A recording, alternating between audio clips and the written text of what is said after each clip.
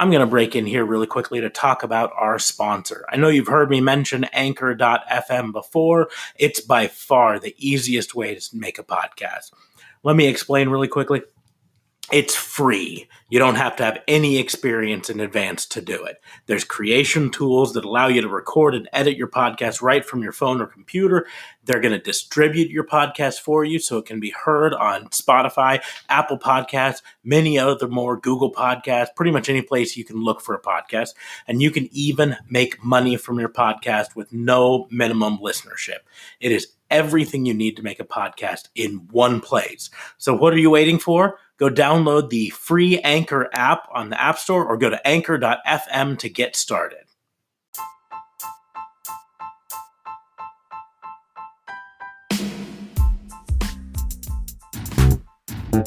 What you are about to hear are accounts of real pro wrestling events. Some names, mostly ours, have been changed to protect the innocent. Welcome to Snap Judgements.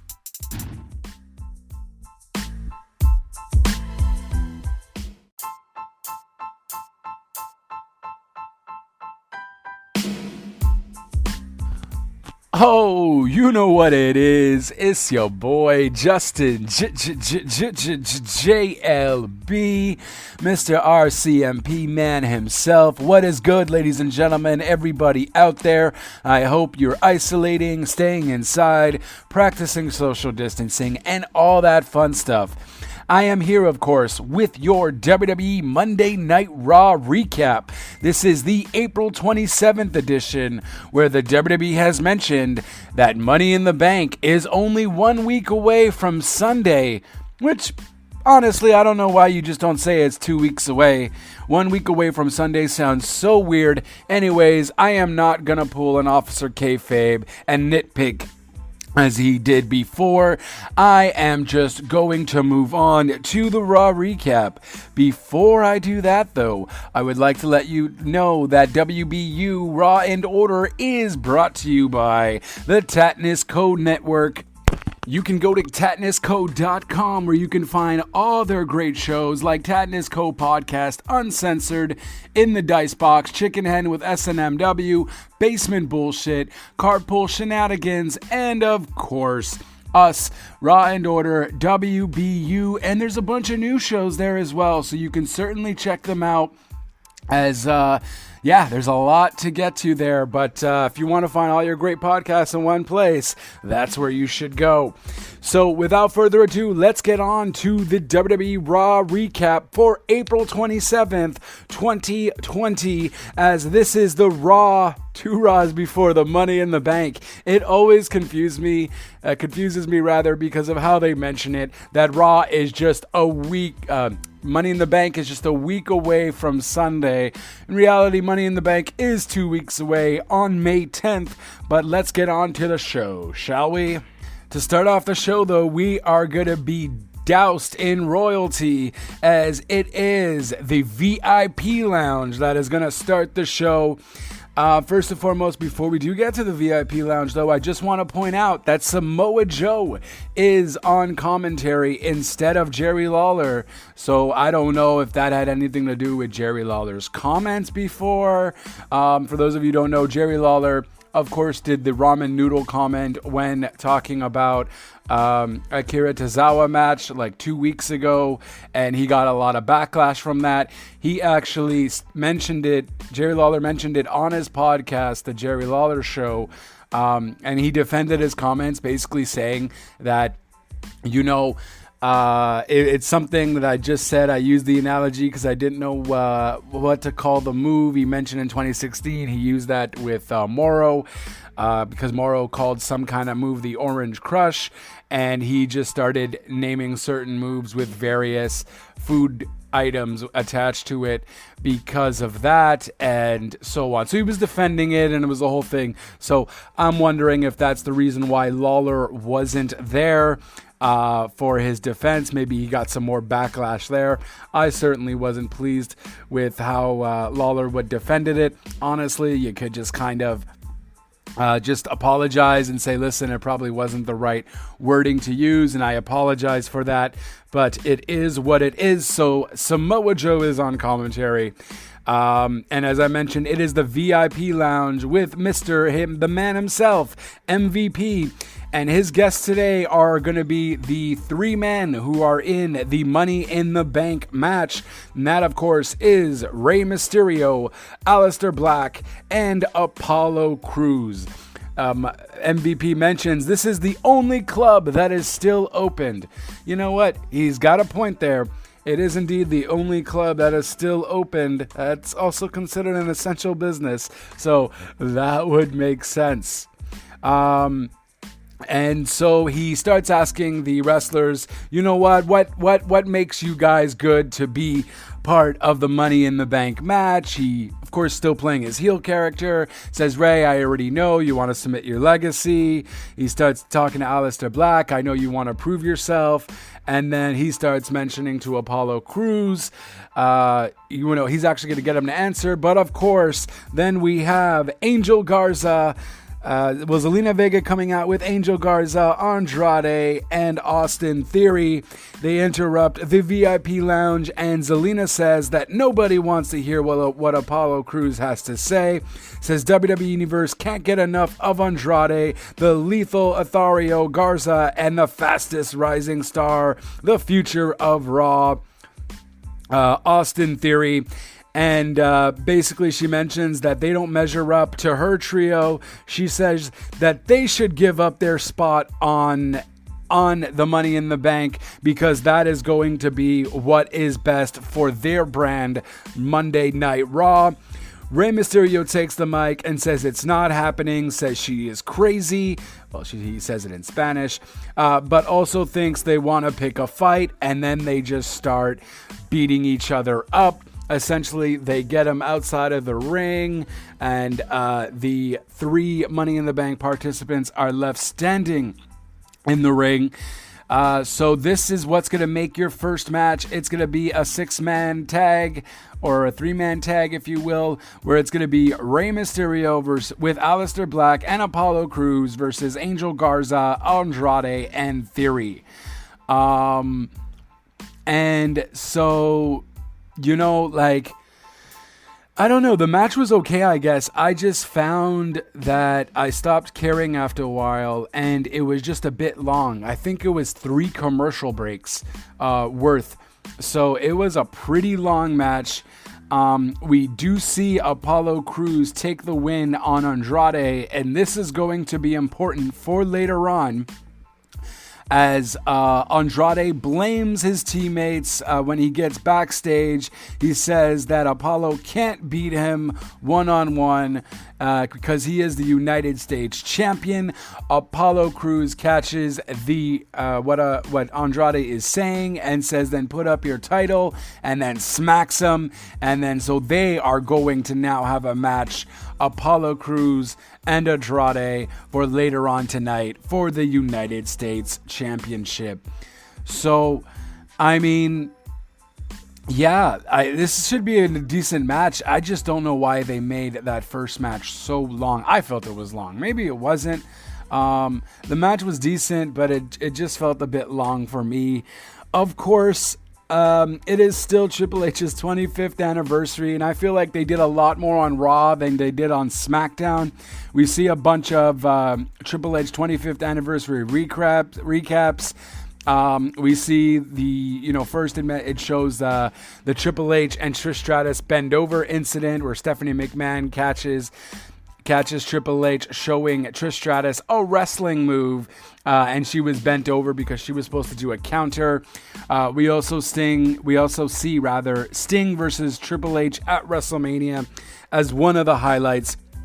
And yeah, so I feel like they did more on Raw, as I mentioned, than they did on SmackDown, but it's still pretty cool to see these moments. It really brings me back.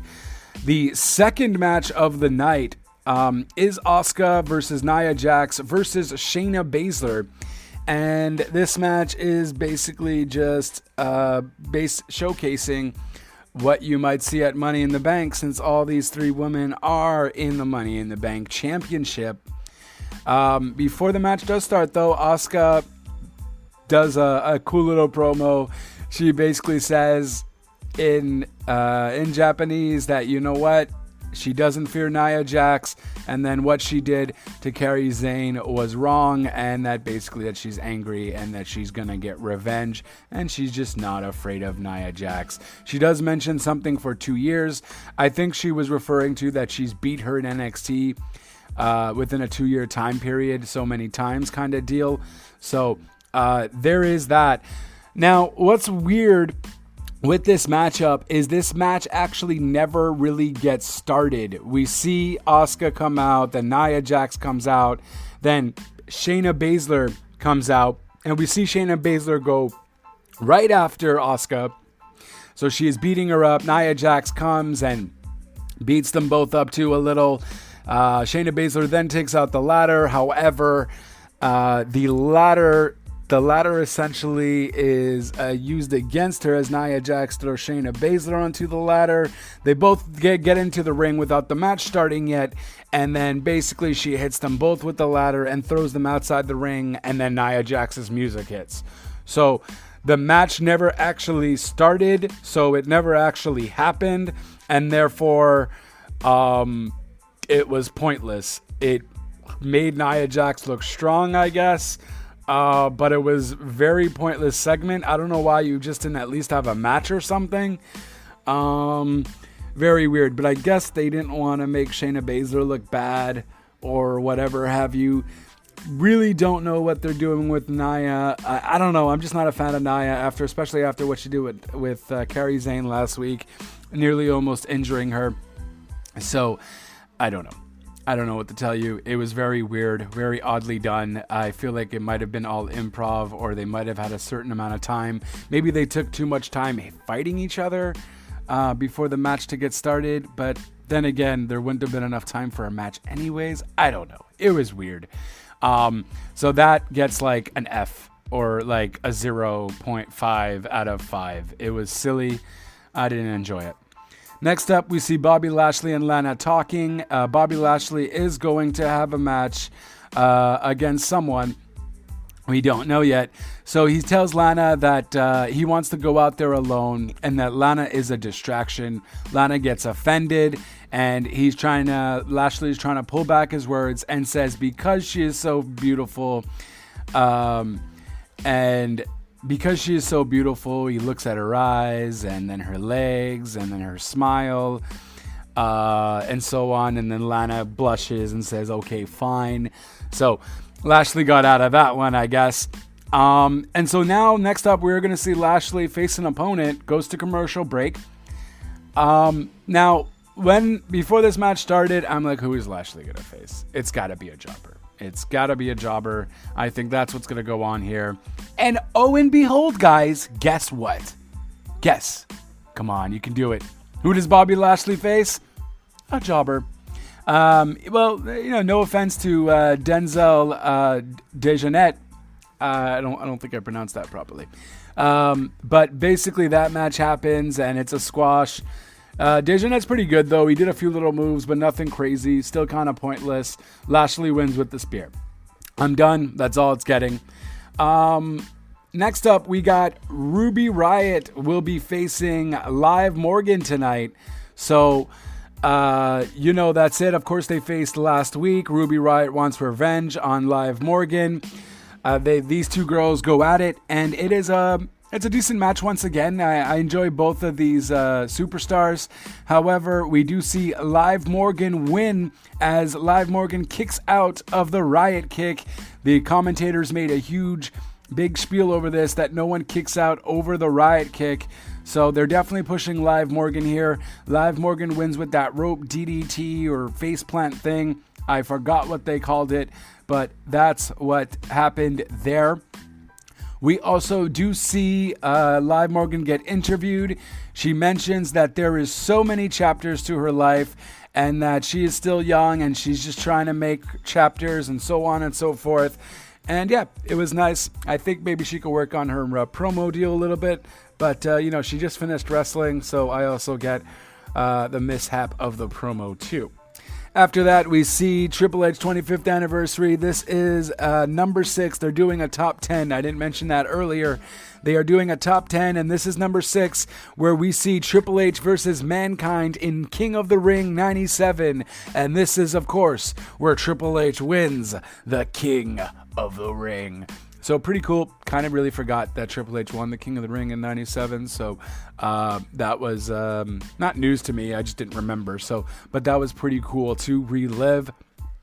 Nia Jax then gets interviewed backstage. Charlie basically asks her, so what are your plans for Money in the Bank? Nia, or if she can explain her actions. Nia basically goes, there's no one that could do anything about her actions. No one at all. Not Shayna Baszler, not Asuka. And she basically goes on to, what can anyone do about my actions? And then she screams, nothing! So, there is that. And yeah, no, it was all right, I guess. Like, whatever. Yeah. So after that, we do get a Viking Raiders promo, and they basically mention that Street Profits have never beaten them. This time around, it's a more serious promo, though. It's not like a carpool karaoke style that they did last week with Viking Raiders, Viking Raiders, which I don't know what they're doing. Like, either make them serious or make them a joke tag team. So, whatever. I was waiting for the Viking Raiders chant again, and I didn't get it, so I was disappointed. Yeah. And we have someone coming back, ladies and gentlemen. This man has not been on TV for quite some time. I am actually going to give a quick Google on when was the last time we actually saw this individual before I tell you who it is. So this individual has been out of action since June of 2019, so it's been roughly 8 to 10 months, and this man suffered an injury at a house show. He was drafted to the Raw brand, but he never showed up. And now, ladies and gentlemen, he is back looking slimmer than he did with a shaved down head. Or a shorter haircut. This, ladies and gentlemen, I am talking about Jinder Mahal. So Jinder Mahal is back. He is looking slim, still fit, still good in that regard, and he is facing. And I am just so annoyed by this, on why they would pick this superstar. WWE. So he ended up facing Akira Tozawa, and the match essentially was a squash. So not only do you randomly make this guy win in NXT, not only does this guy face ridicule against Jerry Lawler with his ramen noodle comment, now you have to completely just squash him. Like, he didn't even get a punch in or a kick in or anything, I don't think, at all. It was just Jinder Mahal basically annihilating him. He wins with the Colossus. And look, I get it. Jinder Mahal's back. Cool story. Great. You're going to make the guy win. You're not going to make the guy lose when he comes back. But why against Akira Tozawa? This guy is such a phenomenal wrestler. Stop making him a jobber on the main brands. It is ridiculous. It is stupid. I am fed up by it. I just can't deal. I just can't deal with it, ladies and gentlemen. Like, damn it. This guy is such phenomenal talent. Like, let him go then. Let him go, and let him go to AEW or let him go to Japan or something, because this is ridiculous. So after that, we see Charlie talking to Andrade. Zelina Vega cuts in and she says, no, listen, you've done enough. And if you ever want talk to Andrade, you talk to me first. You ask me the questions. So she storms off with Andrade. And then we see Garza come and give Charlie a rose and asks her out. They were doing something with this a week before with a little flirting and so on and so forth. So that's what happened there. I do think Charlie, though, definitely said yes way too soon.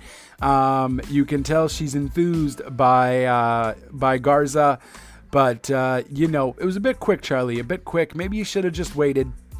I didn't catch the fifth Triple H moment. But the fourth moment is when Triple H makes fun of Vince McMahon and Shawn Michaels makes fun of Shane. So that was pretty hilarious. It was a good time. Triple H just had amazing moments. I'm surprised they were able to put it to 10. There was maybe some I would have switched out, but still a good time. Anyways, the next match we have Andrade versus Apollo Crews. This match was pretty decent. I enjoyed it. Apollo Crews definitely did a lot of things on this match and made him look good. It made him look like an actual superstar. His athleticism really showed on this matchup. Andrade did come with a few counters and so on and so forth. It really looked like Apollo Crews was going to win, but they were doing something about the knee throughout the entire match, where he had jolted it for a bit when he did a flip, and then eventually when Apollo Crews does jump off the turnbuckle, Apollo Crews then literally injures his knee and cannot compete, and therefore Andrade wins via Crews not being able to continue. So therefore Andrade is still your United States champion. I don't know why they're doing this. Because it's not like it was due to Andrade messing up with the knee. Well, he did take advantage of the knee there afterwards, but it's not essentially his fault that Apollo Crews jolted his knee out of place. Maybe Apollo Crews is injured or something, but it was weird. So, and I could only imagine they're building this up to be Apollo Crews versus Andrade again. It's just I felt like how they did it. It wasn't. It pretty much wasn't. It pretty much wasn't a way for Apollo Crews to blame Andrade. But who knows? I guess they could still maybe go that route. The third one. So that match is over. We are supposed to get an update on Apollo Crews later on. Basically, the third one is February 2003, where Triple H creates the Evolution. Of course, that is a monumental moment, so that makes complete sense that they would have that there. Evolution was a pretty good stable. It was to be the modern day era of the Four Horsemen, if you will. And they lasted a pretty long time, so I enjoyed that. Definitely watched the Evolution. I believe it was the 24 series on the WWE Network. That I thought was done really well. The Street Profits are next with a promo. They basically make fun of the Viking Raiders carpool karaoke and say that they gotta stop living in the past and that that's what Spotify is there for. Just get Spotify. And they challenge the Viking Raiders to a tag team championship match, as Street Profits mentioned that they're free next week and that they're willing to put their belts on the line. So that is a match we will see next week. It will be the Street Profits versus the Viking Raiders for the tag team championships. And hopefully the Street Profits keep it, because I don't care for the Viking Raiders. It's weird. I don't care for the Viking Raiders, but at the same time, when they are in the ring, they were a pretty decent tag team. So I guess my better favorites for that match, though, would be the Street Profits. They're just phenomenal talent. After that, we do have the last match of the night, technically, as we get Ricochet and Alexander versus Ever Rise. Or is it Ever Rise or Ever Rise? I believe it's Ever Rise. So Ever Rise, this is a tag team that we saw in NXT. I haven't personally seen them on NXT, but they're apparently on NXT. And this tag team is actually near dear to my heart, because this tag team did show up. It is a Montreal. They're actually from they're from Quebec, and they go by the tag team here of in Quebec of 3.0, and they are just a phenomenal tag team here, and they did a pretty decent job on Raw, and it's just awesome. I really love when I see, indie wrestlers, especially in my hometown, get to Raw and so on and so forth. I'm sure Kevin Owens was just ecstatic. It was awesome. But of course, Ricochet and Alexander do pick up the win. I definitely got to check these guys out. On NXT, I honestly haven't noticed any of their NXT matches, unfortunately. But now that I know that they're actually in WWE, I really got to check that out. Ever Rise, rather. You know what? I'm going to get their names because they deserve to be shouted out. So, let me get that here. Wrestling team.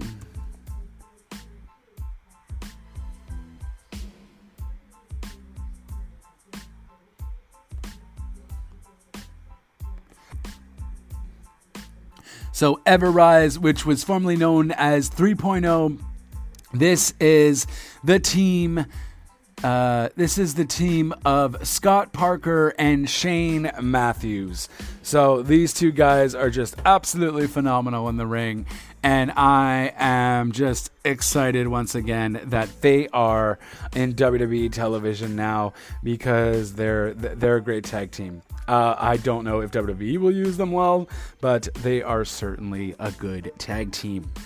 After that, we got the first moment of Triple H's 25th anniversary, and this of course is when he blew out his knee and then came back in January of 2002 looking ripped, more ripped than ever. I was kind of shocked by this because this also featured Jericho. But you can tell they kind of tried to dark everything and just focus on the knee and just do that moment very quickly. But yeah, so that was the first moment. And honestly, that was a crazy, crazy time. Of course, after that, on that SummerSlam, we saw an amazing match between Triple H and HBK. So yeah, that was definitely one of the greater Triple H moments for sure. And now we have, ladies and gentlemen, the contract signing with Seth Rollins and Drew McIntyre. So, of course, these two are facing off at Money in the Bank for the Universal Championship. Jerry Lawler is actually here. So Jerry Lawler is the one that's going to be doing the mediating between the two. And he comes into the ring. He introduces Seth Rollins. Drew McIntyre comes out. Drew McIntyre signs it right away and says that he's ready. Seth Rollins just keeps looking at the contract. Drew McIntyre says he should just sign it. Doesn't got all day. Seth Rollins does mention to Drew, however, that it's not that he wants to take his title. It's that he has to take his title. And that Drew McIntyre isn't a leader and that Seth Rollins is, and he has to do it, and he has to sacrifice himself for the company. Drew McIntyre calls BS, says that he's full of crap, and that he should bring his A game and go for his head, because Drew McIntyre certainly is. Drew McIntyre then hits Seth Rollins' head on the table, and then they are about to go get at it. Drew is about to go do the Claymore kick, but Murphy comes in and interrupts.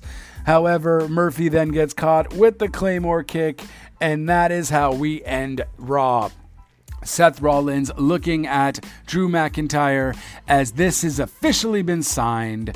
We have Drew versus Seth for the Universal Championship at Money in the Bank. And yeah, so honestly, this Raw was pretty much just to promote Money in the Bank, which is 1 week from Sunday. May 10th. So May 10th, which is essentially 2 weeks. God darn it, WWE. I'm playing semantics, but I find it super annoying. Just say May 10th. But yeah, no, this entire Raw was just showcasing for Money in the Bank. Why not? I get it. It's cool. Decent Raw, to say the least. My match of the night, I'm going to be... The biased person in me wants to say the Ricochet match, just because Ever Rise is a Montreal tag team, and I'm really excited that they're there. But I think I'm going to have to go with Andrade and Cruz. Andrade and Cruz. I thought that match was pretty spot on. Unfortunately, the match at the beginning, I thought that match was way too long. With the 6-man tag there. Definitely thought it was way too long. Thought the Lashley match was silly and stupid. And MVP mentioned that there was a tag team that he was supporting now. I forgot their names, Thorn and someone. I am so sorry. I know it's a recap, but I definitely forgot their names. And so that tag team seems to now be going to Raw. Those two are going to face off, though, next week as Ricochet and Cedric accepted the challenge. So, yeah, pretty decent Raw, aside from the Nia Jax thing, aside from the Jinder Mahal total job fest, aside from the Bobby Lashley match. Like, it was decent enough. It's just there was a lot of filler. So that's my only issue. I do want to also... Yeah, no, that's it. It was also a little filler. They definitely did better with the Triple H anniversary on Raw than they did on SmackDown. SmackDown, I felt, was just pure improv, too. Then again, this time it was just all video footage. And they just showed better stuff. Like, even like the WrestleMania moments of him losing everything was dope, was funny. And yeah, just a lot of stuff. Yeah, so decent Raw. Could have been better. It definitely could have been worse. Could have been a heck of a lot of filler. I would give it a 3.6 out of 5. But because you keep on jobbing Akira Tozawa, you're going down to a 3.1. So you're getting a 3.1 out of 5. I don't believe they have released the ratings yet, as I am technically doing this on Tuesday. Let me check that out here for you. Nope, so not out yet. But I did do the ratings for last week on Raw because I was a little bit late. So if you want those ratings, guess what, guys? You will have to check out that. You will have to check out that one because guess what? We want more views and we want more listens. So go check out that Raw for that rating. I will report the rating for this week, next week, or 1 week from today, or I guess 6 days since I'm technically recording this on Tuesday. Anyways, I messed up that joke, so stop it. I do want to point out that there's a few things here. Jinder Mahal did do a post-interview after his match. Basically, they interviewed him and said, congratulations. And he's like, congratulations? You want to congratulate me? I feel disrespected. I feel disrespected by my peers, by the WWE Universe. People thought I was gone for good. I was injured. I had a knee surgery. They felt that was it. I'm former United States champion, a former WWE champion. I haven't forgotten that. Akira Tozawa hasn't forgotten that. And I strongly suggest all of you do not forget. So he feels disrespected, pretty much like Sheamus. I'm sorry, Jinder. I don't know, man. Like, I just can't get behind you. You gotta stop with this gimmick. It's just not good. I want you to have some new tights, a new style, and see where it takes you, because when you're like this, I just really don't care. You're a great wrestler, but with that gimmick, I don't care. And also, too, little to report, WrestleVotes is noting that he's hearing from a couple different sources that WWE is willing to grant a release to just about anyone who requests one. Basically, if talent wants out, they can go, and it will be interesting to see if anyone really does want out, especially during these uncertain times.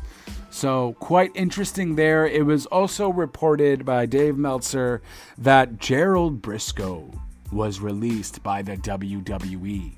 Now, Gerald Briscoe, of course, is one of Vince McMahon's right-hand men.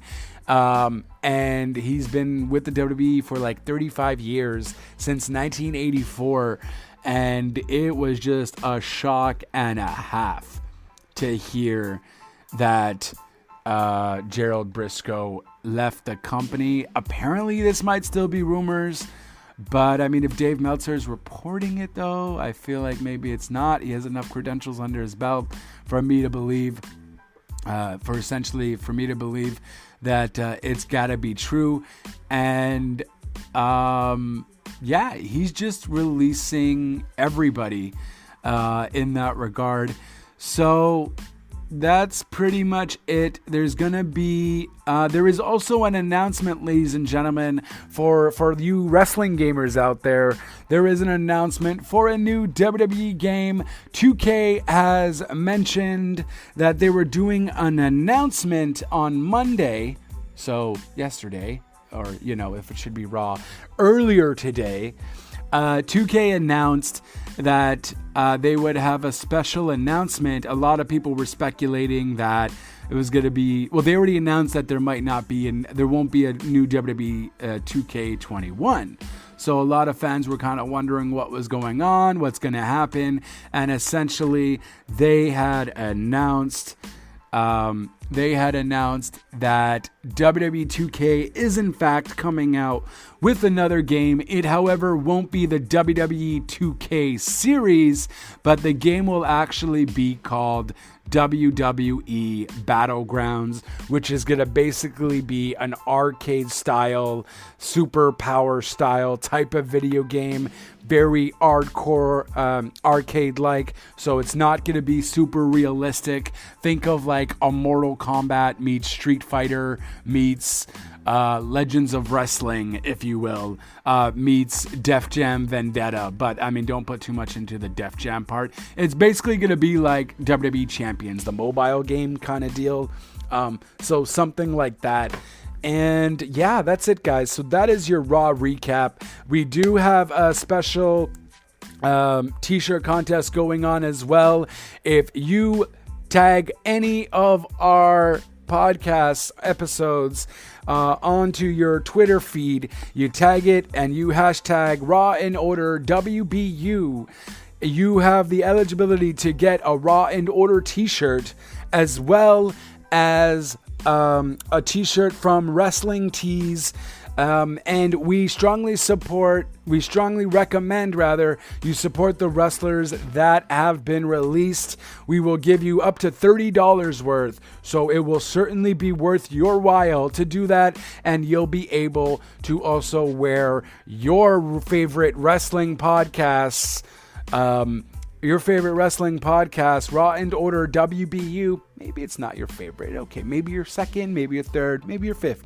Either way, your wrestling podcast that you are listening to right now, and hashtag Raw and Order WBU, link to one of our episodes, whether it be a Snap Judgment, a WBU, the Wrestling Crimes, whatever have you, just one of the episodes, then you, ladies and gentlemen, will be put into a draw to see who gets the Raw and Order t-shirt, as well as $30 t-shirt worth from Wrestling Tees, which once again we strongly recommend you choose someone who has been released or an indie wrestler who currently isn't working. And that is it. That is all. That is my spiel. So after you finish listening to this, go on Twitter, find a link to one of our podcasts, link it onto your tweet, and and then let us know. Put that hashtag Raw and Order WBU, hashtag Raw and Order WBU, and then you are good to go. You're in the contest. We will do a draw at the end of the week to see who the special winner is going to be. And that is it. I have talked for way too long. Raw was decent. Raw definitely just showcased a bunch of Money in the Bank stuff. 2 weeks from now, I am not saying a week from Sunday because that sounds weird. And that is it. That is all. I'm your boy, Justin JLB. You can find me at JLB420 on Twitter. Follow the brand Real Talk Radio. You can find that at Real Talk Radio 8.